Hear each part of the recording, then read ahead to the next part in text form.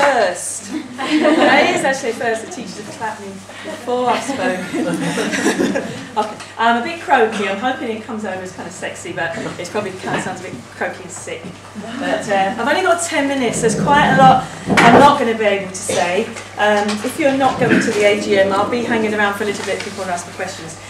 I'm going to get straight into it. It says on your itinerary there that I'm the National Advisor for Citizenship. I kind of used to be, but I'm now the National Advisor for Personal, Social, Health and Economic Education.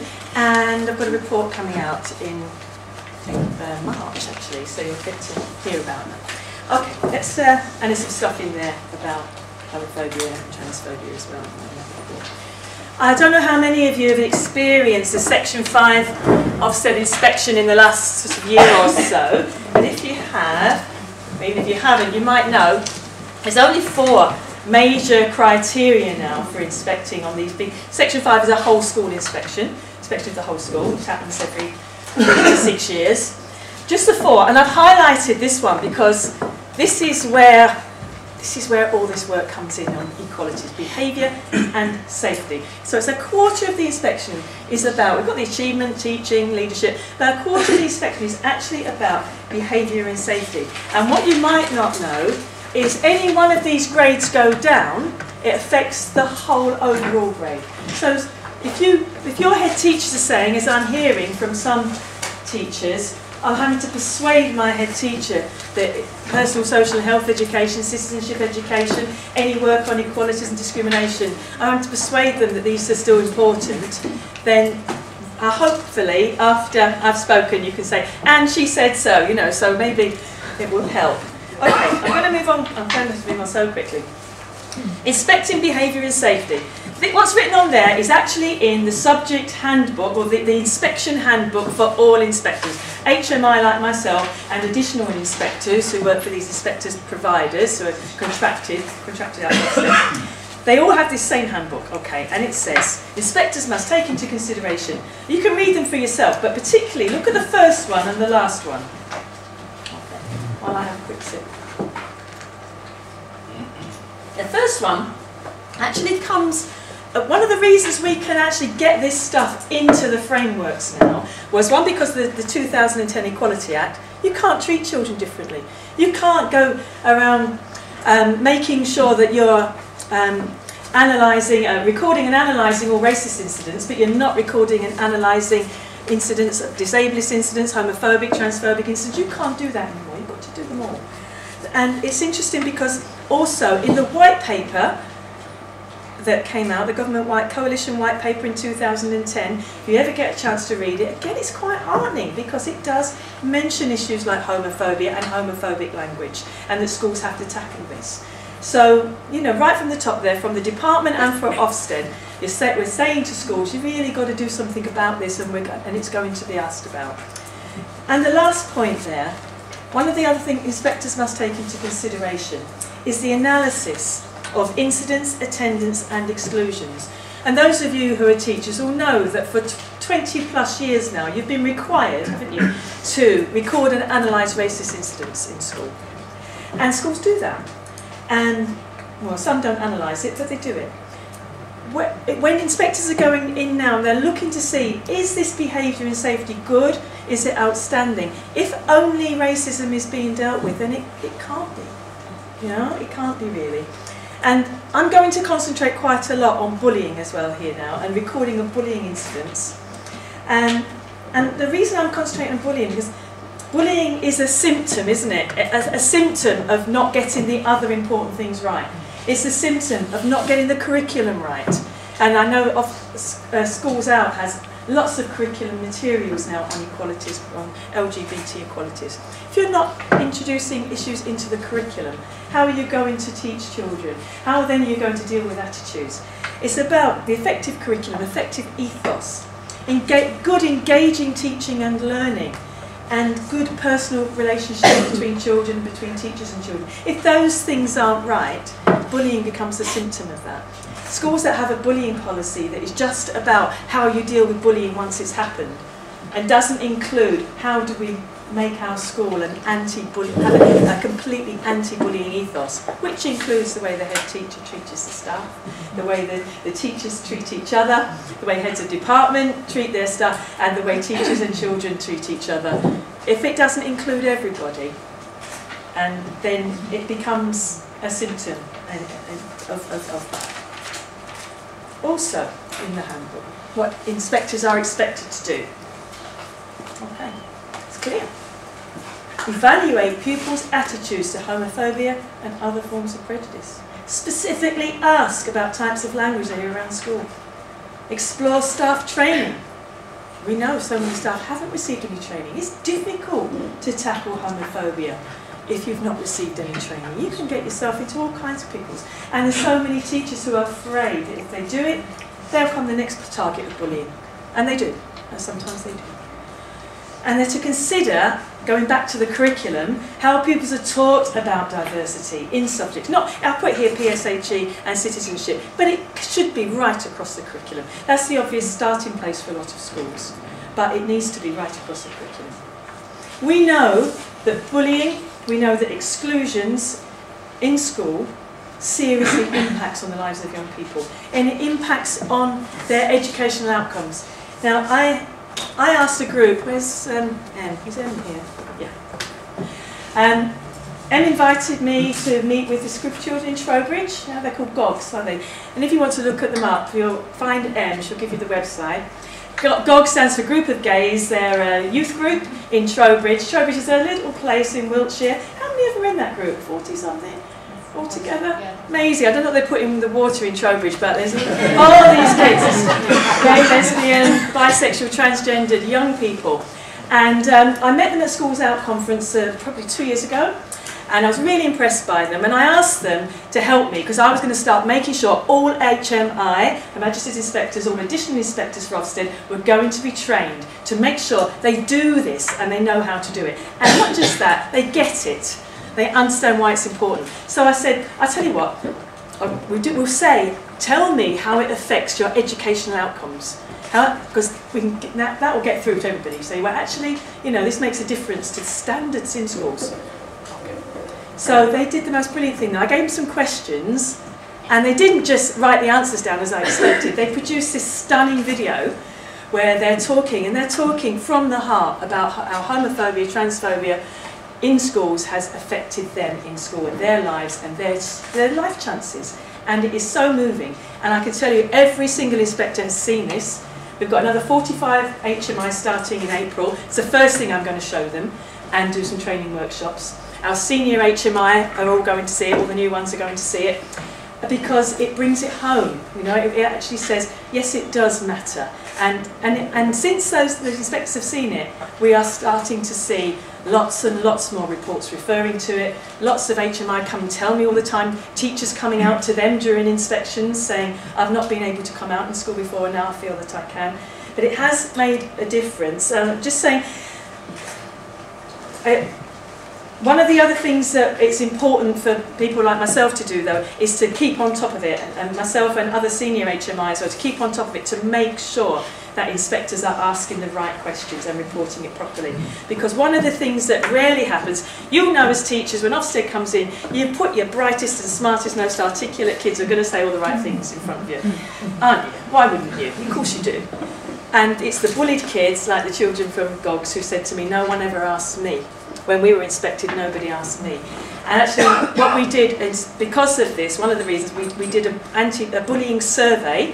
And if you want to have a look at the report for that, it's called No Place for Bullying. And we concentrated on homophobic bullying, transphobic bullying, and disableist bullying. And in that survey, what's so nice about it is we finished up with examples of good and outstanding practice. And we've got one of the teachers here whose school features in that. Ellie, you want to wave? Her school, Stoke Newington College, features as one of those schools with outstanding practice. We've got right down from nursery schools to secondary schools across different parts of the country where actually they're doing some absolutely brilliant work. So if you get a chance to look at No Place for Bullying, they're all on the website, have a look at that as well.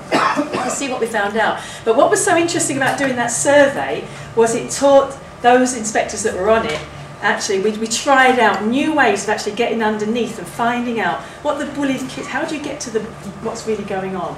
So we had new techniques. I haven't really got time to go into it, to be honest, which I did. But to say that all HMI have been trained in this as well. So you don't just talk to the children, the usual suspects that are put in front of you, but you talk to children in all different settings. You make sure you chat to them in the lunch queue. You ask different types of questions that indirectly can get to where are the safe places. You get kids to take you around the school, and they tell you straight away where the safe and unsafe places are. And you can find out why they're unsafe, and it opens up that dialogue.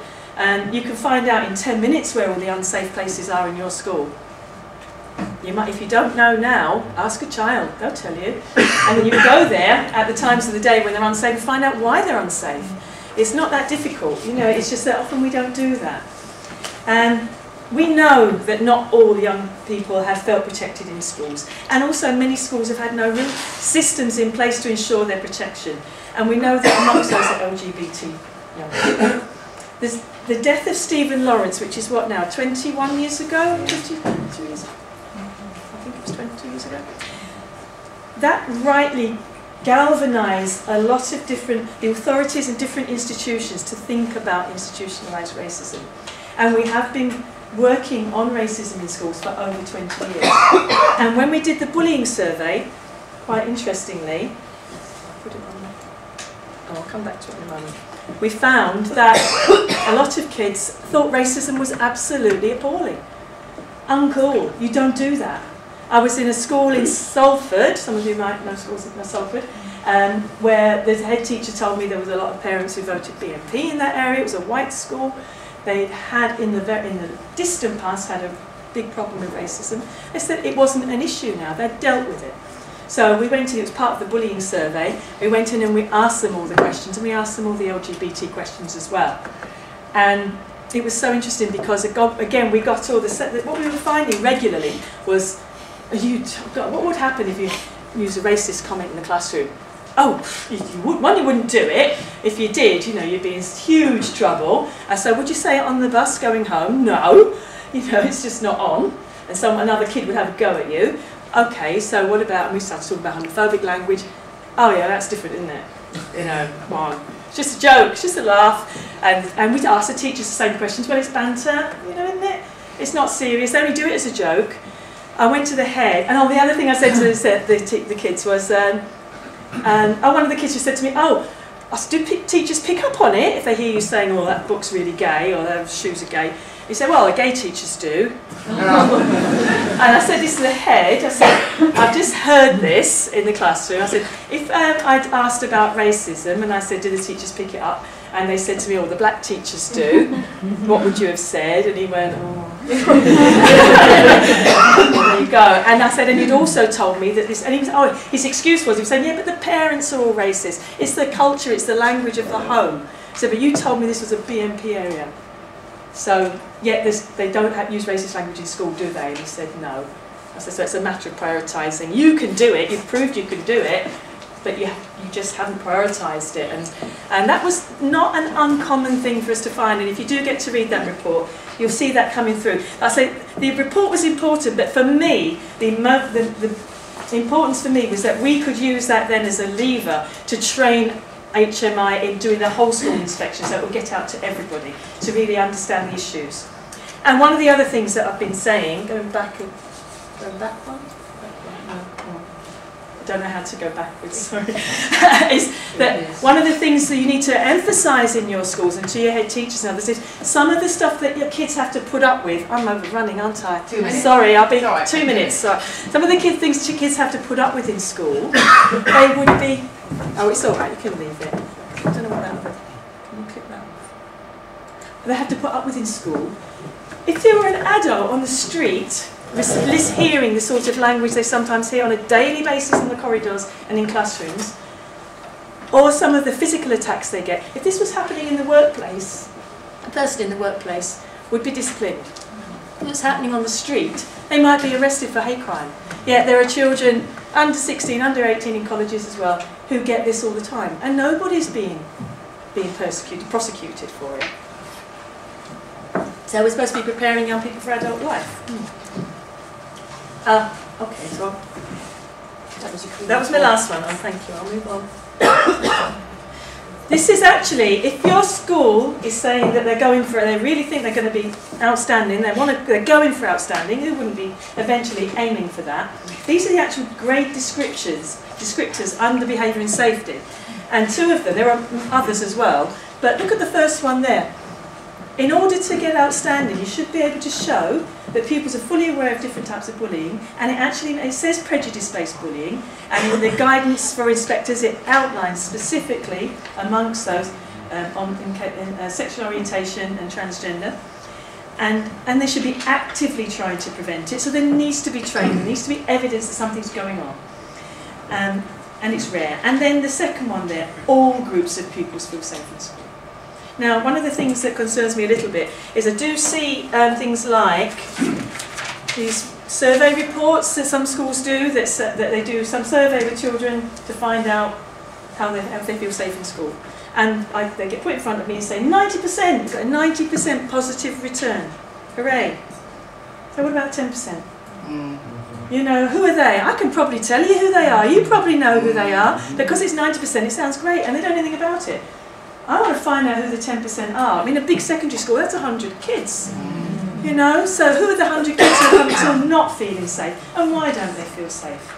You know, so I don't accept 90%.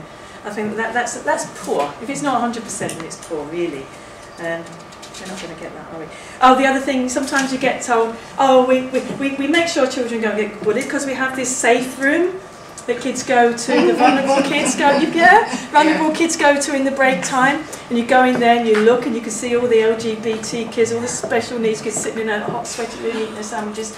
You're thinking, this is not good behaviour and safety, this is poor. If they're not out there in the rest of the school, then you've not dealt with it. It's just dealing with the symptom, not dealing with the cause. So those are sorts of things that we're training inspectors in to say, this is, you've got to get underneath it and not just look at the statistics and see what's going on. Right, really going to move on quickly now.